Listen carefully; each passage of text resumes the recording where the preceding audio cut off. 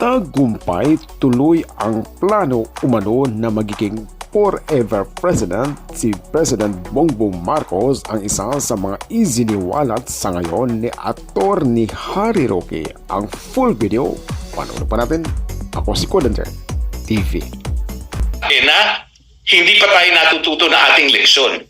Well, sa akin po, natuto naman po tayo dahil hindi na talaga tayo pumayag na manatili pa ang diktador matapos ang 20 taon. Siguro po, ang ating dapat na leksyon na huwag makakalimutan kapag tayo ay walang imik at pumayag na magkaroon ng isang diktador na yumuyurak sa ating karapatang pantao at yumuyurak sa demokrasya, magtatagal talaga sila ng 20 taon. Marami nagsasabi na